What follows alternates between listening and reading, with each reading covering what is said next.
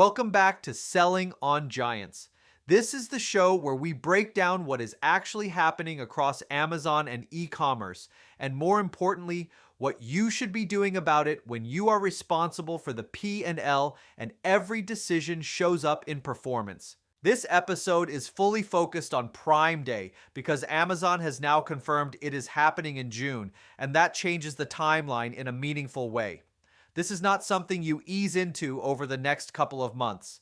This is something you need to be actively preparing for right now because the key operational deadlines are much closer than most brands are planning for. Amazon has already outlined cutoff dates that matter. If you want minimal shipment splits, you are looking at getting inventory into FBA by May 27th. And if you want more optimized shipment placement, June 5th is effectively your last clean window. Once you move past those dates, things get less predictable in terms of check-in, distribution, and availability, and that is not where you want to be heading into a high-demand event. Now, before we get into tactics, I want to level set expectations because this is where brands consistently make mistakes. Prime Day matters, but it is not Q4, and it should not be treated like the defining moment of your business. It is a 4-day demand spike that you can take advantage of if you are prepared, but if you overextend, it creates problems that last well beyond the event itself. The goal is to be ready, not reckless. Let's start with inventory because this is where most of the downside risk lives. The instinct for a lot of brands is to overcommit because they assume demand is going to spike across the board. And while there will be a surge, it is not universal across all categories. A better way to approach this is to anchor your inventory planning to your actual sales velocity. Take your average daily unit sales, multiply that across a 4-day window at around 2.5 times, and that gives you a realistic baseline for what you need to support the event. If you want to be more conservative, you can stay closer to that 2.5 multiple.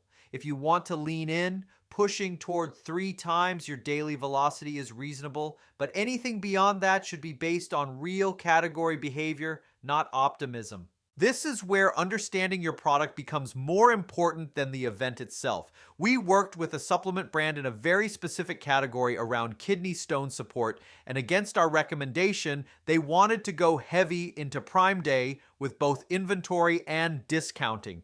The issue was that their product does not behave like an impulse purchase. People buy it when they need it, not because it is on sale. Prime Day did not create new demand, it just shifted some purchases forward slightly.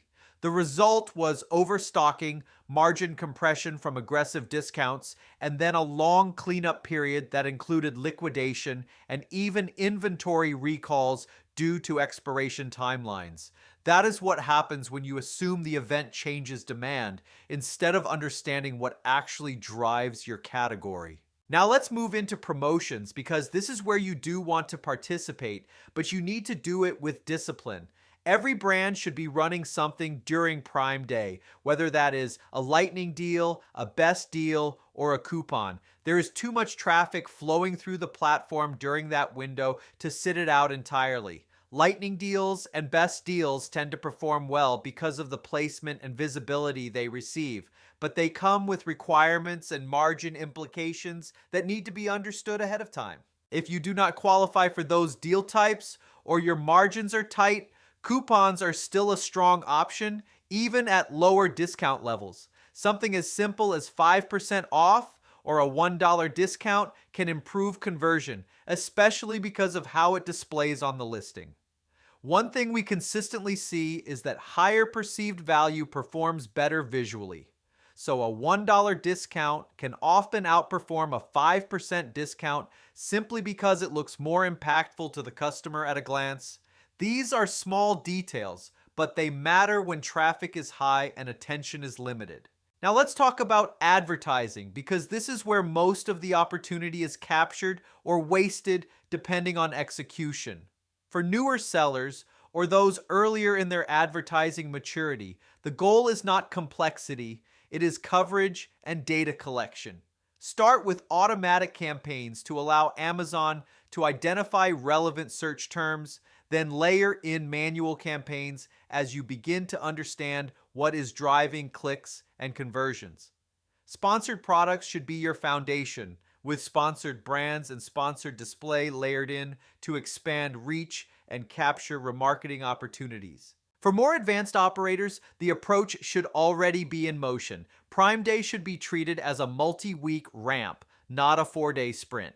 Ideally, you are starting to build audiences about 3 weeks out, using contextual targeting, intent-based signals, and in some cases demographic data aligned with your overall sales targets and tacos thresholds. By the time Prime Day starts, the goal is not to discover your audience, it is to convert an audience that you have already been building. This is also where it is important to understand the difference between short-term and long-term investment in advertising. We worked with a toy brand that wanted to push aggressively into Prime Day using a full funnel approach that included streaming TV, DSP, and PPC. They set a high tacos target to support that effort and wanted to concentrate spend into a short window leading up to the event, then pull back immediately afterward. The challenge was not the strategy, it was the timing. Mid and upper funnel strategies require consistency over time to build awareness and audience pools. Running them in a short burst does not allow them to perform as intended. As a result, while we drove engagement and visibility, the short-term performance metrics did not align with expectations, and it created the perception of wasted spend. The real takeaway is that full funnel strategies need to be treated as ongoing investments, not event-specific spikes. Pricing is another area where discipline matters. You do not need to chase the lowest price in your category, and in many cases that approach leads to margin erosion without meaningful long-term gain. Pricing should be managed actively, with incremental adjustments based on conversion performance, buy box dynamics, and your margin thresholds. The goal is to remain competitive while protecting the health of the business, not to win on price alone. It is also important to understand that Prime Day is not just about those 4 days. The lead-up period is where you build visibility, gather data, and position your listings for conversion. The event itself is where you capture demand, and the post-event period is where you stabilize, adjust advertising spend, and manage inventory to maintain performance without overspending. Brands that only focus on the event miss a significant portion of the opportunity. This is where things can start to feel complex, because you have inventory planning, promotions, advertising, and pricing all happening at the same time. That is also where clarity becomes the advantage. At Bellavix, we focus on helping brands prioritize what actually matters in the moment and execute without overcomplicating the process.